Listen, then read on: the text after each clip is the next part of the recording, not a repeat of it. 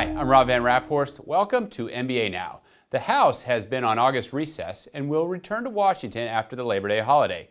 The Senate had a truncated recess earlier this month to allow time to consider a variety of nominations and spending bills. With the midterms right around the corner, Bill Killmer, MBA's chief lobbyist, is here to discuss MBA's priorities before and after Election Day. Bill, thanks for being here. Glad to be back. First, with Congress coming back in session, what is MBA going to be focused on?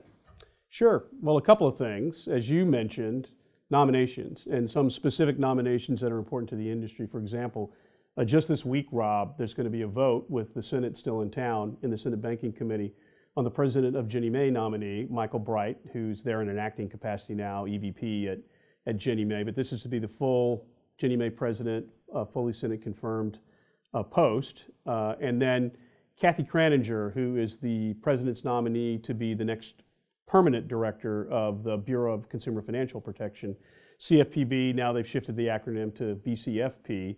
Her nomination is much more controversial and will be much more partisan a fight than the Bright nomination, but I think we can expect that after they clear committee, both Bright and Kraninger will be confirmed. Kraninger may be a little bit further into the fall.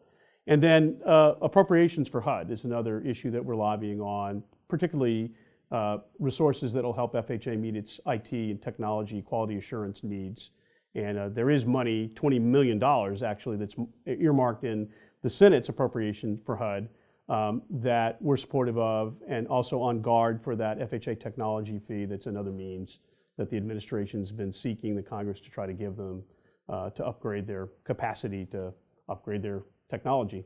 We're still a little bit away from the midterm elections. What can MBA's members expect from us to be our priorities after that happens? Sure. After the elections, we'll see what the new majority-minority ratios are. Those don't go fully into effect until the new year, obviously. So there'll be what we in Washington always refer to as a lame duck session with the people that are in office until the end of the year. I think there's an urban legend or mythology attached to how productive a lame duck session can actually be.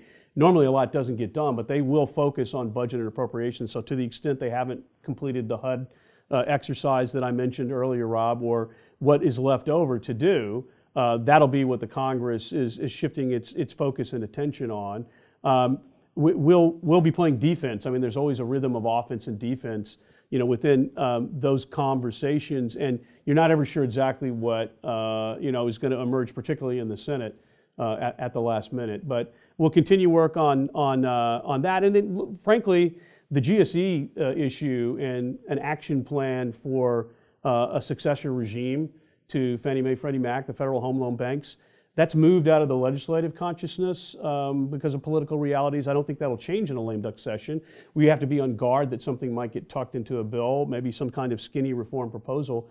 But really the dialogue has shifted, Rob, to the administration, Treasury, HUD, the White House, the Vice President's office inside the White House, the National Economic Council, potentially even the Fed, and certainly OMB will be weighing in with their ideas about what the administration can pursue, with and without the help of FHFA.